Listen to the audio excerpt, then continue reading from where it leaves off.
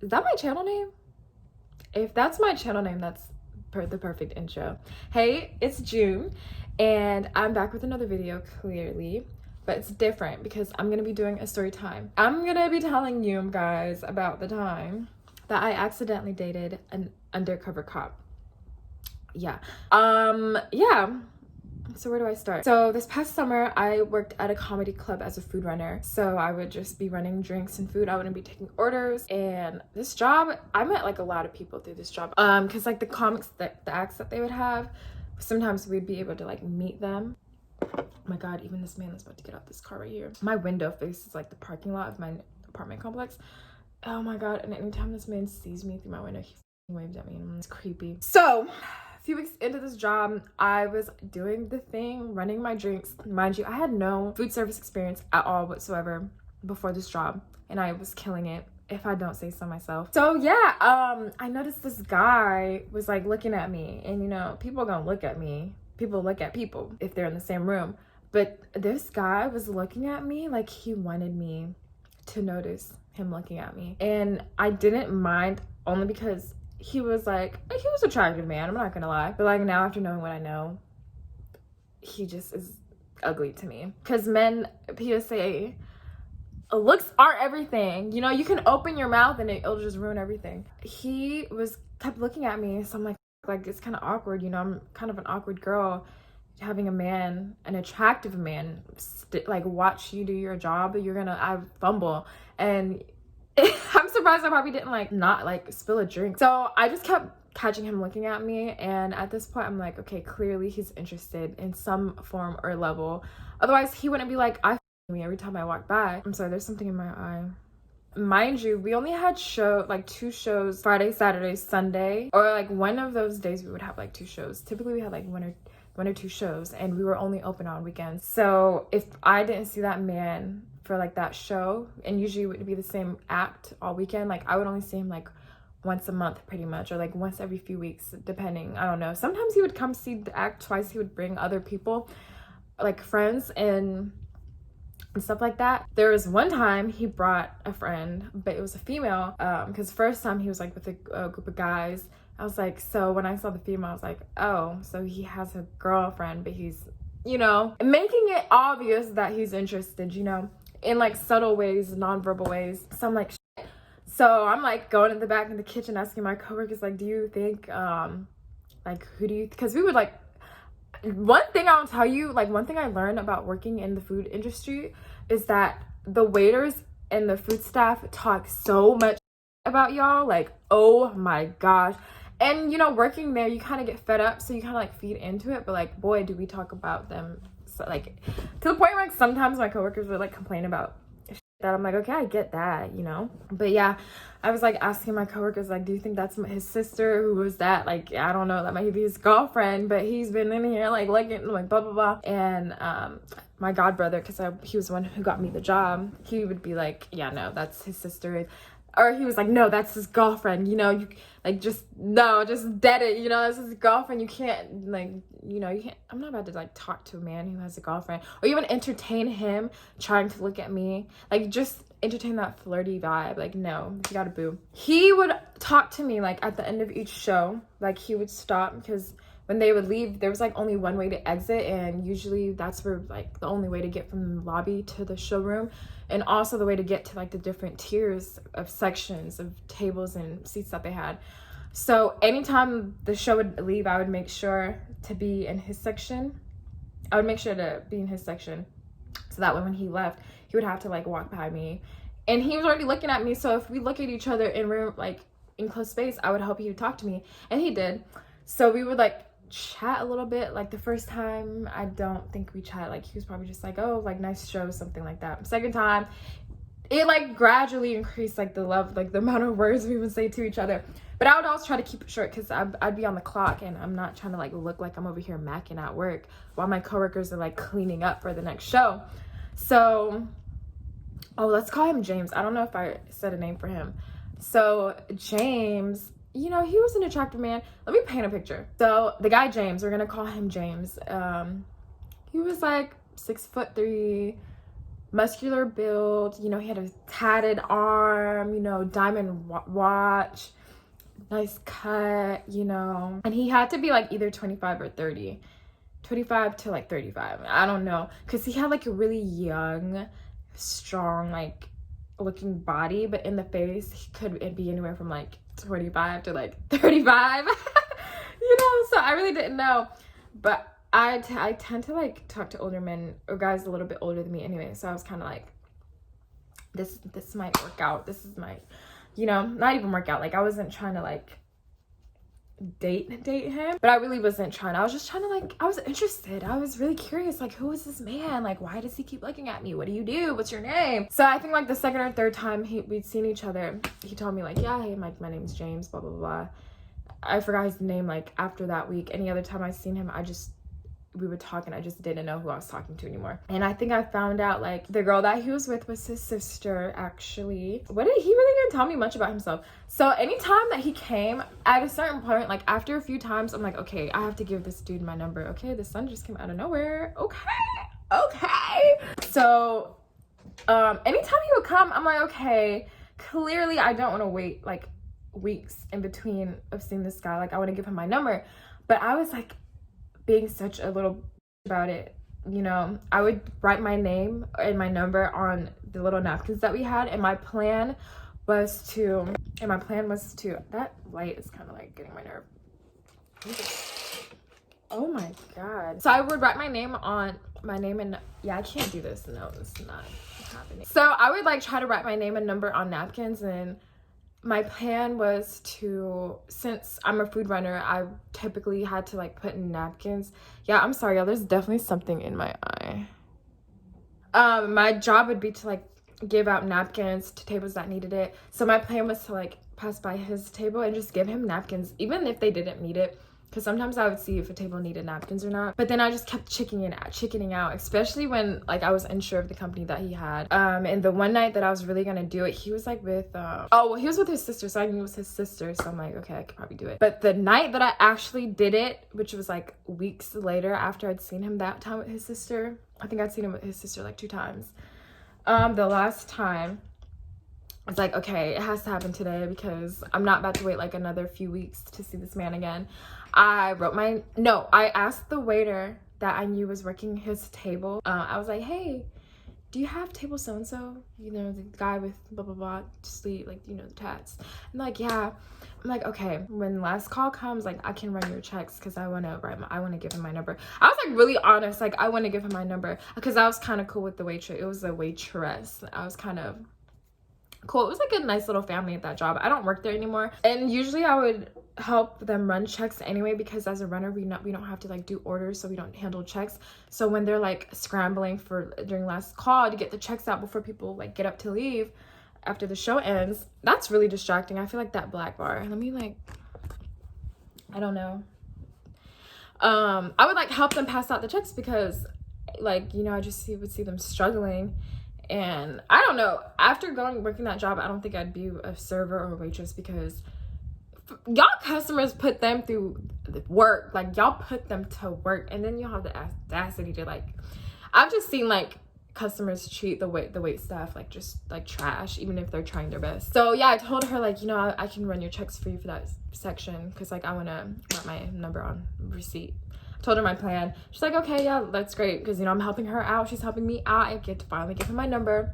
So last call comes, I get the checks and I write my name and my number on his checkbook. I don't know how I knew it was his. I think she must have told me, or maybe I just knew, I don't know. And I made sure he was like the last check, so I put it under the stack of all the other checks that I had to give out. And when I gave it to him, like if this was the checkbook, I was like here, have a good night. I don't know, I was trying to be, you know, straightforward because I feel like confidence really reads well, especially for like, it just reads well. I've always liked somebody who has confidence. I don't have a lot of confidence, but I like to fake it till I make it. So bam, I gave him my number. He noticed, he saw, because at the end of the show, he stopped talking. He's like, oh, blah, blah, blah, my number, like, I'll hit you up, blah, blah, blah. Sometime that week, or maybe the next week, I met up with him after work to go to a bar. And he was already there by the time I got there. And if like the bar was like a U shape, there was like 3 men sitting there. when I got there, like one was like kind of old and the two looked about his age. They didn't think they were like apart with, like with him, because the guy was like, he was black, but he was like mixed black, and the guys were like Hispanic men. So I'm thinking like, I don't know who these people are, like, you know, I'm here to see him. And like while I'm like sitting talking to him, they start like talking to us, and he's like, oh yeah, this is my uncle and my two cousins. And I'm like, why is your uncle here? You know, it's like one of our first dates.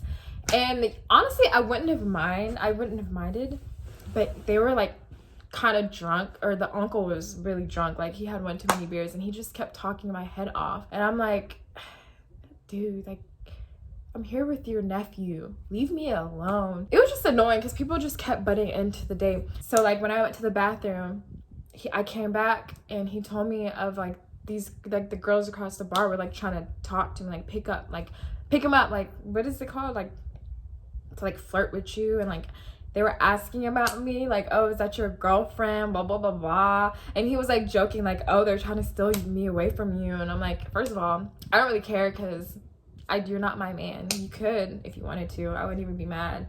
But it's kind of like, damn, like I had just seen them girls like in the bathroom with me, and then they left and like went to go talk to my date. Like, okay. But I was like, whatever. So yeah, that happened, and that kind of blew me, because his uncle was like really like he was just doing the most. Like I think he even came and sat next to me when James went to the bathroom, and he was just talking like, you're so pretty, how did he get you, like, oh, like being like deprecating towards his nephew in like a funny way, like, oh, I don't know how he got you, blah blah blah blah, and like all this shit. I don't know the timeline of when all this happened. I swear to God, all this happened in like, after giving him my number, it happened in like 2 weeks, I think. Probably. It did not last long, and let me tell you why. First red flag he had, oh, let me tell you how I found out he was a freaking cop. So first of all, every time he would come to the show, he just always, he's like a tall, like alpha, like really mysterious kind of man. So we at the comedy club had already been speculating like his occupation, and I thought I think I guessed military, which I wasn't wrong. Our second time hanging out, he came to pick me up to go get lunch. He wanted to go get lunch, and I was like, okay. And I really wasn't pressed to like hang out with him. I don't know, I just remembered him, he just would always want me to text him back, and anytime I wouldn't like hit him up within the time frame that he wanted, he would like kind of like tell me about it, like, oh, are you busy or something? And like, maybe I might be. You're a grown-ass man, like, why are you inquiring about what I'm doing? Like, what are you doing? So yeah, when he came to pick me up, I was like, I don't know this man, you can come kill me.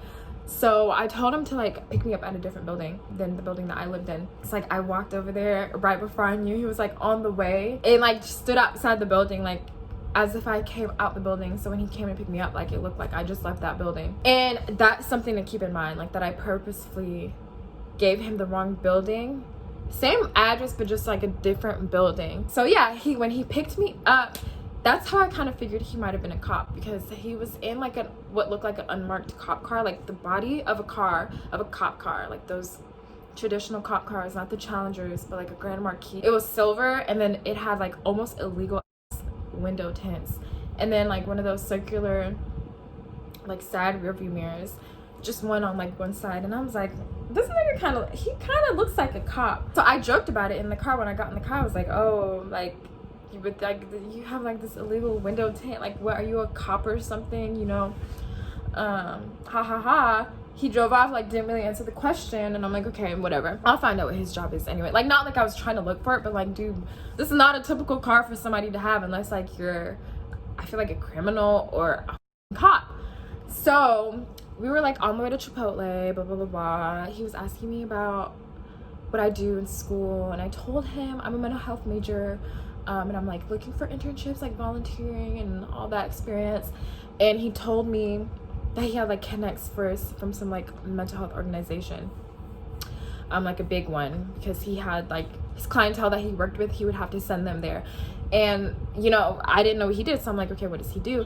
And then that's when he proceeded to tell me, okay, yeah, you got me, I'm a cop and I work in drugs and narcotics, and I send my clients there like for rehab and all that stuff, so that's how I have connects. So I was like, okay, that makes sense, but you're also a cop. I'm like literally sitting in a cop car right now, and I'm like not the most law-abiding citizen, so I was kind of like, cops just always give me the heebie-jeebies. So I'm like, like, how did I end up in a cop car?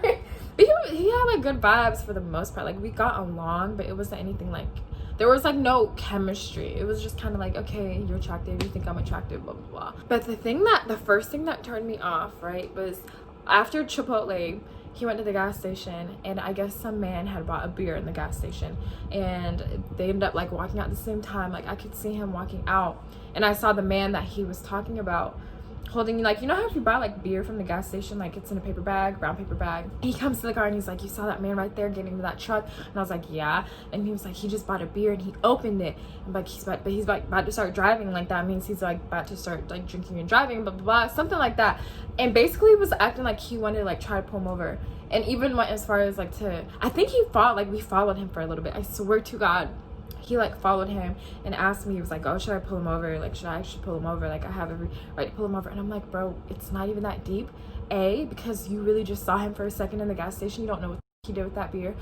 B, you're on a date. It wasn't even a date. Like, dude, I'm here right now. Like, why would I want to be a part of that? Do that when you're not with me. Like, I'm not trying to be a part of that. And this, to give you like a better picture, he was like 29. And I'm 21. That was like, it turned me off. I'm like, you're doing too much. Like, why are you so hell-bent on like trying to get this man who he looked like he was on like a lunch break? Like he probably just, it was just like, okay, dude, it would just turn me off so bad. I don't know. So there was like other little things that he did to like just turn me off. Like, he would present these nice gestures that he wanted to do for me. He could have honestly been like a sugar daddy, because I guess he was well off. Like, I ended up finding out he was in the military, he was a cop, like he just bought a house. He was like all this that screamed like, I have money, I can, and you're like a college, and he knew I was a college student. So I guess he kind of like that power, like that ego thing. I swear he had like an egotistical thing going on, like with the whole trying to pull over a guy for a DUI. And like, I don't know, I don't like when guys try to like, you know, butter me up by like buying me and like offering me trips, which is funny because I like those things. Like, it's appealing to me. But if I'm like trying to get to know you, like none of that matters. Like, that's easy. Like, anybody with money could probably buy anybody a nice bag or trips, or, you know. So I come hard to like, what else? Like, you know, what do you like to do in your free time? Like, what do you value? Ugh, I sound like so head ass, but really. So he was at a birthday dinner at the Cheesecake Factory, and while I was at work, and he told me, you want me to pick you up like a cheesecake? I'm wrapping up at this birthday dinner, like I can stop by and give it to you at work. And I literally replied like 30 minutes late, like no more, no less, because I'm at work. And he like copped an attitude. He was like, oh, well, you took too long to answer, so I already left. Like, I only got one cheesecake for me. He ended up bringing the cheesecake, but then he like was kind of like had it like salty about it. Like, he went out of his way, and also the fact that I replied too late, so he couldn't get a second cheesecake. He just gave me his cheesecake that he had. So I'm like, dude, why are you trying to like make me feel bad? Like, I'm at work. Like, what did you want me to do?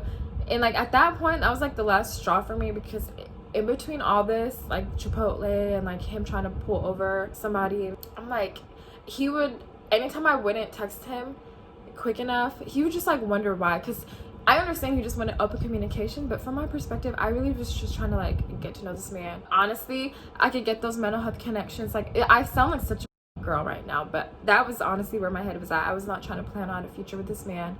Like, I was not trying to like date him seriously in any way, because it was like just too much of a gap. Like, we were in completely different places in our life. Like, you're 29, you have your own house, like you're in your career. I'm 21, like I'm in college, I'm struggling, I don't even live alone. Oh, that's the other thing. So I told him I lived alone, even though I don't know why I did that. It would have been better to say I don't live alone, so he wouldn't like just feel free to like pull up and come over. So, oh, I keep skipping things. So I remember the major thing that really turned me off. I can't believe I freaking forgot this. When we were at Chipotle, I'm not a good liar. Like, I hate lying to people, like trying to deceive them. So I told him straight up, I was like, I have to tell you something. I lied about, you know, my building. Like, I don't really live where you picked me up at. And he was like, oh, really? Like, I was like, yeah, I live in like the next building over. And he was like, yeah, I knew. And I was like, how did you know? And he was like, I think he said like, A, it was obvious, like the way I was standing outside. I guess he knew. And B, this is what I remember him telling me. He told me that he had ran my tags. This dude ran my tags, and like you know, he just saw my information. And I was like, when he told me that, I was literally like, first of all, I was embarrassed because my tags were expired like by a long shot. Like I think actually like like not even a month, like a couple months. And it's like, he's a cop. Like it was just so embarrassing. And also, above all that, like, you ran my tags and you figured out like you already knew my address. It would have been the wrong one because I had just moved, and so my tags weren't, like, the address wasn't updated. But I'm like, first of all, you made it seem like you knew, like you didn't know, and you picked me up. Like that just like made me like, oh, like that's so embarrassing because I got caught in the line. Like I thought I got away with it, but he already knew. But B, because he went and like ran my tags without me knowing, behind my back, and figured out information that he could have used against me. Like I don't know him. So yeah, he did that, and that, like, I was like, wow, I was really embarrassed about that. Then the last straw was when he made like some really inappropriate comments when we were alone together. He was like trying to be in the mood and basically like hint at the fact that he wanted to hook up, but he went about it in like the creepiest, cringiest way ever. And it's like, you're 29, I'm sure you have experience in doing this. This is not how you do it. He literally said that he wanted to me, and he was in a real mood.